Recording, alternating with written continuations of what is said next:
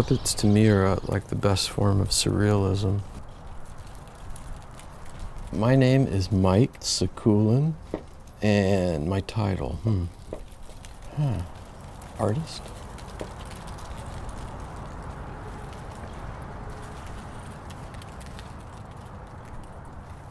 When you're behind a puppet, it conceals your true identity that way. A marionette is a string puppet, and in my opinion, it's the top of the puppet chain.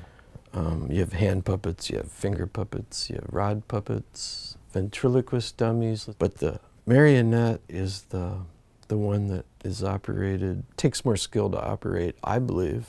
It's a challenge to make and operate. You know, they imitate human movement, and I love the way they do that. When I grew up, they were all over the place. They were on TV and movies and live productions. And my mom took me to see a live production, I think 5 or 6, at a department store, and never got over it. I loved it. As my mom always encouraged me to do whatever I wanted to do that way. She was just so encouraging and so creative herself.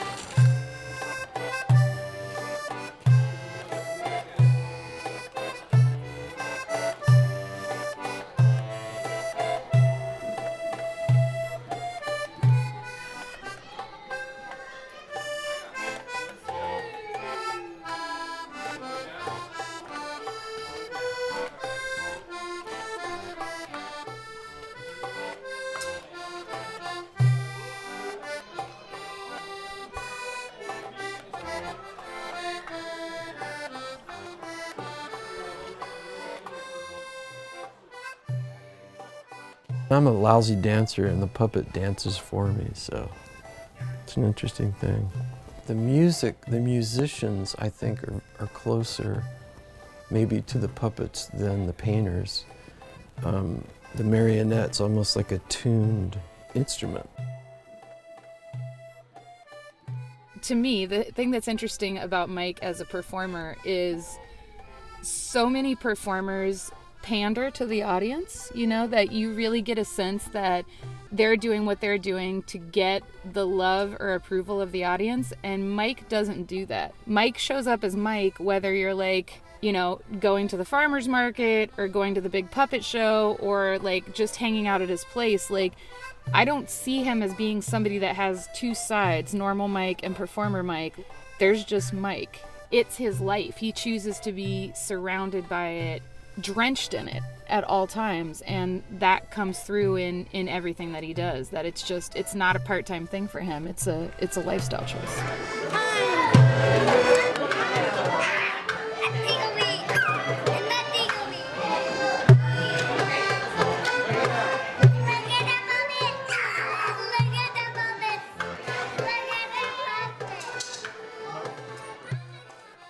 A little bit of everything in puppets. There's scenery, there's lights, there's costumes, there's paint.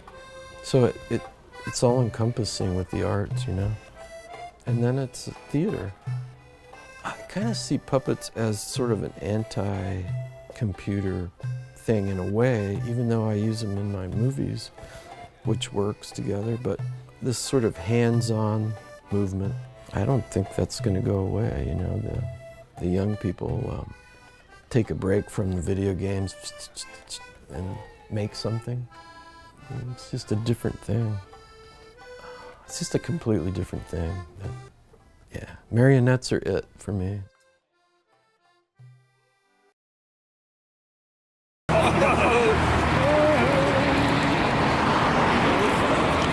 have our water bucket. I got the extinguisher. That's good. Maybe I can get around you first. Yeah, let's wait a second. Everybody, come out here. Everybody, Mike, over here. Away from that. There we go. Oh, we're gonna get hit.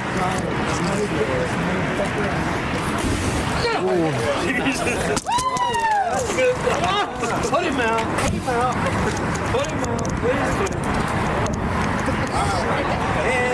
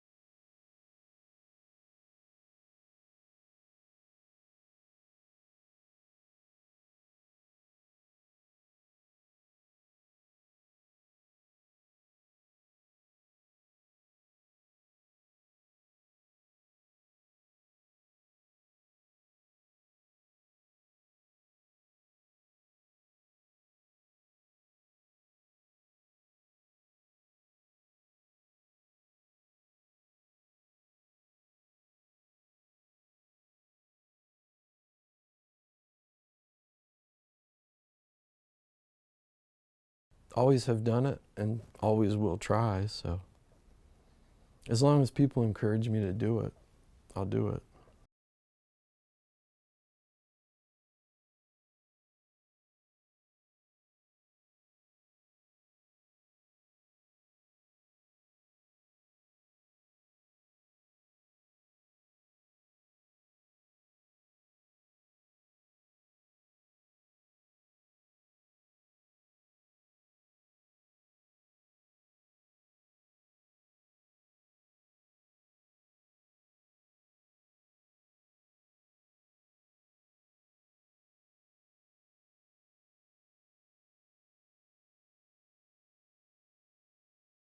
It seems like the other people have all these messages and agendas and things. And mostly what I do is just fun, other than the thing last night was very political.